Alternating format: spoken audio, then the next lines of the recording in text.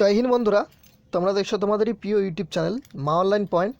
তো এই ভিডিওটা গুরুত্বপূর্ণ ভিডিও তোমাদের জন্য। ভিডিও থাম্বনেল দেখে তোমরা বুঝতেই পেরেছো কোন টপিকে ভিডিওটা হতে চলেছে। তো যাদের হাতে সময় রয়েছে তোমরা অবশ্যই একটু মনোযোগ সহকারে ভিডিওটা দেখো। যে কোনো প্রার্থী হয়ে থাকো না কেন তোমরা দেখতে পারো। ভিডিওটা দেখলে তোমাদের অনেকটাই যে জ্ঞান, সেই জ্ঞানটা বাড়বে। ঠিক আছে, তো কিছু বেসিক্যালি কথা বলেছি, সেই কথাগুলো অবশ্যই মনোযোগ সহকারে শোনো। আমরা আজকে ভিডিওর টপিক হচ্ছে, তোমরা দেখতে পাচ্ছ, রিক্রুটমেন্ট টু দ্য অগ্রগামী in WBCEF and WWCD civil defence organisation WB 2021। এই রিক্রুটমেন্ট সম্পর্কেই আমরা ভিডিওটা কিন্তু তোমাদের জন্য বানাচ্ছি। ঠিক আছে, এবার তোমরা WB কনস্টেবল, এক্সাইজ কনস্টেবলের প্রার্থীরা দেখতে পারো, তোমাদের এখান থেকে কিন্তু অনেকটা জ্ঞান অর্জন হবে, এটুকু তোমাদের আমি গ্যারান্টি দিচ্ছি। ঠিক আছে, তো চলো তোমাদের কথা না বাড়িয়ে আমরা যে তোমাদের যে সমস্ত কিছু তোমাদের ভালো দিক রয়েছে, কিছু খারাপ দিক রয়েছে, সেগুলো তোমাদের সামনে কিন্তু তুলে ধরবো।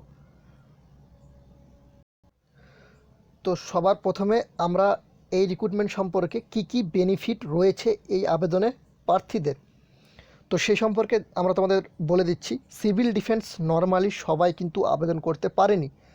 যাদের কাছে সিভিল ডিফেন্সের সার্টিফিকেট ছিল তারাই কিন্তু সিভিল ডিফেন্সের এই পদের জন্য যোগ্য ছিল বা আছে। মাথায় রাখবে, অনেকে সিভিল ডিফেন্স সার্টিফিকেট না থাকা সত্ত্বেও কিন্তু আবেদন করেছিল, কারণ তারা জানেই না যে সিভিল ডিফেন্সের সার্টিফিকেট লাগবে। সেখানে কিন্তু তোমাদের উইন্ডোজে কিন্তু কোনো রকম সিভিল ডিফেন্সের সার্টিফিকেটটা আপলোডিং করতে হচ্ছিলো না, ছবি সিগনেচার আপলোড করলে কিন্তু হয়ে যাচ্ছিলো। অনেকে নোটিফিকেশন না পড়ে কিন্তু অনেকে আবেদন করে দিয়েছিল, হলে হবে না হলে না হবে। তো এরকমভাবে অনেকে কিন্তু আবেদন করেছিল। ঠিক আছে, আমার সামনেই করেছে, আমি দেখেছি। সিভিল ডিফেন্সের সার্টিফিকেট ছাড়া যারা এই পদের জন্য আবেদন করেছিল তাদের কিন্তু সবারই অ্যাপ্লিকেশন ফর্ম রিজেক্ট করে দেওয়া হয়েছে। আমাকে অনেকে ফোন করেছিল যে দাদা আমার অ্যাপ্লিকেশন ফর্মটা কেন রিজেক্ট করা হলো। আমি তখন জিজ্ঞেস করলাম তাকে, সিভিল ডিফেন্সের সার্টিফিকেট তোমার কাছে রয়েছে? বা NVF-এরও রিজেক্ট করেছিল, তখনও ফোন করেছিল। তখন তারা কিন্তু বলেছিল আমাদের কাছে কোনো সার্টিফিকেট নেই, আমরা তাও আবেদন করে দিয়েছিলাম। তো সে কারণে তোমাদের রিজেকশনটা করানো হয়েছিল। তো এই পদের জন্য তোমরা সবাই জানো 18 থেকে 40 বছর বয়স পর্যন্ত কিন্তু আবেদন করা গিয়েছে। সেহেতু এখানে অনেক প্রার্থীরা রয়েছে যারা হয়তো পড়াশোনার সাথে ডিটাচ এখনও কিন্তু ডিটাচ রয়েছে। মানে তোমরা জানো এখানে এই পদে আবেদনের জন্য কিন্তু 18 থেকে 40 বছর। ঠিক আছে, আবার SC ST কিন্তু 5 বছরের ছাড়, আর ওবিসিরা কিন্তু 3 বছরের ছাড় কিন্তু এই আবেদনে তোমরা কিন্তু পেয়ে গেছিলে। আনএকাডেমি তোমাদের জন্য নিয়ে চলে এসেছে কিছু গুরুত্বপূর্ণ offer. Flat 20% discount WP and general combined কোর্সের ক্ষেত্রে, WB SSC অ্যান্ড রেলওয়ের ক্ষেত্রে, WB ব্যাঙ্কিংয়ের ক্ষেত্রে 20% ডিসকাউন্ট পাবে। অতিরিক্ত 10% ছাড় পাওয়ার জন্য আমাদের কুপন কোডটি মা10 কোডটি অবশ্যই ইউজ করে নাও। ভিডিও ডিসক্রিপশন বক্সে লিঙ্কগুলো রয়েছে আর কোডটিও রয়েছে। Upcoming batch course and test সিরিজের ক্ষেত্রে কী তোমরা পেয়ে যাবে দেখতে পাচ্ছ। আনএকাডেমির ক্ষেত্রে আগমন ফাউন্ডেশন ফর WBCS প্রিলিমস আর মেন্সের জন্য তোমরা কিন্তু পেয়ে যাবে 2023 সালের ব্যাচটি। ডিউরেশন তোমাদের কিন্তু 12 মাসের হবে। WBCS প্রিলিমস অ্যান্ড মেন্সের জন্য টার্গেট স্টার্ট হচ্ছে 9 মার্চ 2022। অভিজ্ঞ শিক্ষক শিক্ষিকা দ্বারা কিন্তু ক্লাসগুলো তোমাদের কিন্তু করানো হবে। ফ্রি মক টেস্ট ফর অ্যাসপিরিয়েন্সের ক্ষেত্রে তোমাদের রাখা হয়েছে কিছু test. Mock test for অ্যাসপিরিয়েন্স WB ব্যাঙ্কিংয়ের ক্ষেত্রে 13 তারিখ মার্চের দুপুর 2টো, WB PSCর ক্ষেত্রে 12 তারিখ দুপুর 12টা থেকে, WB SSC অ্যান্ড রেলওয়ের ক্ষেত্রে মার্চের 13 তারিখ দুপুর 12:30 থেকে কিন্তু 1:30-এর মধ্যে। ইউজ কোড মা10 কোডটি ইউজ করে 10% ছাড় পেয়ে যাবে। WP অ্যান্ড জেনারেল কম্বাইন্ড এক্সামের ক্ষেত্রে ব্যাচ তোমাদের শুরু হচ্ছে 7 মার্চ 2022 থেকে। Special batch course on described math reasoning for WB SI মেন্সের জন্য। এখানে কোন কোন পরীক্ষার জন্য তোমরা প্রিপারেশন নিতে পারবে? WP SI, WP constable, PSC clerkship, WP wireless operator, PSC group D, WB TET. মার্চের 7 তারিখ থেকে কোর্সটি কিন্তু স্টার্ট হচ্ছে। সাবস্ক্রিপশন প্ল্যানগুলো তোমরা দেখতে পাচ্ছ। 10% ছাড় নেওয়ার জন্য মা10 কোডটি অবশ্যই ইউজ করে নাও। তারপর তোমরা দেখতে পাচ্ছ WB PSC, WP general combined exam কম্বাইন্ডের ক্ষেত্রেও কিন্তু 10% ছাড় পাওয়ার জন্য মা10 কোডটি ইউজ করো। WB SSC অ্যান্ড রেলওয়ে মার্চের 1 তারিখ থেকে কিন্তু কোর্সটি স্টার্ট হয়ে গেছে, তোমরা অবশ্যই নথিভুক্ত করে নাও। WB ব্যাঙ্কিংয়ের ক্ষেত্রেও তোমাদের কিন্তু মার্চের 7 তারিখ থেকে কিন্তু কোর্সটি স্টার্ট করা হচ্ছে। সাবস্ক্রিপশন প্ল্যানগুলো তোমরা দেখতে পাচ্ছ। স্পেশাল ক্লাস ফিউচার্সগুলো দেখতে পাচ্ছ। ফ্রি ভার্সেস প্লাসে কী অপরচুনিটি রয়েছে। SC ST প্রার্থীরা কিন্তু 5 বছরের ছাড়, OBC প্রার্থীরা কিন্তু 3 বছর ছাড় কিন্তু পেয়েছিলে।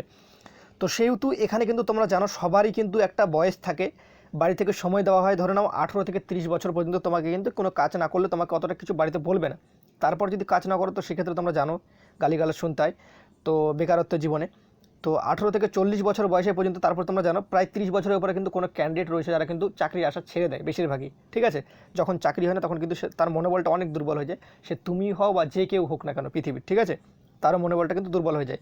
তো সেহেতু এখানে কিন্তু তোমাদের একটা যে বেনিফিট সেটা কিন্তু রয়েছে। ঠিক আছে, অনেক প্রার্থী কিন্তু ডিটাচ প্রার্থী রয়েছে। তো ডিটাচ প্রার্থী কেন বললাম, তোমরা দেখলে ডাব্লিউবি এনভিএফে কিন্তু তোমরা দেখলে মাত্র এসসির কাট অফ 1, এসটির কাট অফ 1, ওবিসি এ 1.25, জেনারেল 19, ঠিক আছে, আর ওবিসি বি মনে হয় 16 কাট অফ গিয়েছে। তো সেখান থেকে তোমরা বুঝতেই পারছো তোমাদের কাট অফ সিলেকশনটা, ঠিক আছে। ডাব্লিউবি এনভিএফের অফিসিয়াল আপডেট তোমরা দেখে নিতে পারো, অফিসিয়াল ওয়েবসাইটে কিন্তু দেওয়া রয়েছে, এটা আমার বানানো কথা নয়, ঠিক আছে। এখানে অনেক প্রার্থী রয়েছে যারা সিভিল ডিফেন্সের সার্টিফিকেট ডিএম অফিসে শো করতে পারেনি বা কোনো কারণে তারা যায়নি। তোমরা জানো সিভিল ডিফেন্সের সার্টিফিকেটটি শো করার জন্য কিন্তু ডিএম অফিস বা যেখানে সিভিল ডিফেন্স অফিস ছিল সেখান থেকে কিন্তু কল করা হচ্ছিল, তারপর তোমাদের সার্টিফিকেটটা সেখানে কিন্তু শো করতে হচ্ছিল। তো এখানে অনেক প্রার্থী রয়েছে তারা কিন্তু যায়নি কোনো কারণে, ঠিক আছে, বা বুঝতেও পারেনি, তাদের কিন্তু ফর্ম রিজেকশন করা অলরেডি হয়ে গেছিলো। আমরা দেখেছি ডাব্লিউবি এনভিএফ পরীক্ষার প্রশ্নপত্র ডাব্লিউবি সিডি ডাব্লিউবি সিএফের থেকে অনেকটা প্রায় সোজা হয়েছে, তা সত্ত্বেও সেরকম বেশি কিন্তু কাট আপ যায়নি। তোমরা দেখেছো ডাব্লিউবি এনভিএফের কাট আপ যদি দেখে থাকো তো অনেক জায়গায় অনেকে কিন্তু বেশি নাম্বার কমেন্ট করেছিল। তো ডাব্লিউবি এনভিএফের প্রশ্নপত্রটা প্রায় কিন্তু ডাব্লিউবি সিডি ডাব্লিউবি সিএফের তুলনায় অনেকটাই সোজা হয়েছিল, বাট তা সত্ত্বেও কিন্তু এনভিএফের কাট আপ মাত্র গিয়েছে এসসিদের 1, তোমাদের বলে দিলাম, এসটিদের 1, ওবিসি এ 1.25, জেনারেল 19 সম্ভবত, আর ওবিসি বি 16 কাট আপ যায়নি। তো সেই কাট আপ মার্কস গেছে ধারণার বাইরে, ঠিক আছে। তো সবাই কিন্তু এটা এক্সপেক্টেড করতে পারেনি এত কম কাট আপ যাবে, ঠিক আছে।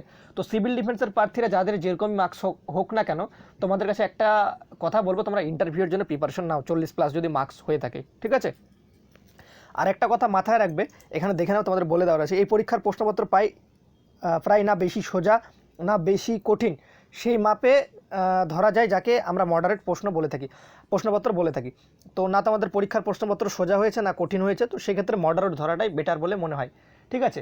জিকে পারলে 1 1, না পারলে কিন্তু 0, আর যদি কেউ জিকে ভুল করে তো সেক্ষেত্রে কিন্তু 1.25 কেন বলছি 0.25 কিন্তু তোমাদের মাইনাস কিন্তু হয়ে যাবে নেগেটিভ মার্কিংয়ে, ঠিক আছে, নেগেটিভ মার্কিং যেহেতু রয়েছে। এবার আমরা দেখব কি কি ক্ষতি রয়েছে এই আবেদনে, ঠিক আছে। ক্ষতি বেসিক্যালি বলতে কোনো কিছু নেই, তবে যেগুলো বলছি সেগুলো তোমরা একটু মাথায় রেখে দাও, এগুলো স্বাভাবিক, ঠিক আছে। এই পরীক্ষা দিতে যারা বসেছে তেমন কোনো ক্ষতি নেই, তবে একটা জিনিস মাথায় রাখতে হবে যে ভ্যাকেন্সি শূন্যপদ কিন্তু খুব একটা বেশি নেই, এটা একটা মাথায় রাখার বিষয়। তোমরা জানো ডাব্লিউবি এনভিএফের কিন্তু ভ্যাকেন্সির সংখ্যা অনেকটাই বেশি রয়েছে। তো এবার তোমাদের সেই হিসাবে যদি তুলনা করা যায় ডাব্লিউবি সিডি ডাব্লিউবি সিইএফ, তার কিন্তু ভ্যাকেন্সি সংখ্যা অনেকটাই কিন্তু কম রয়েছে।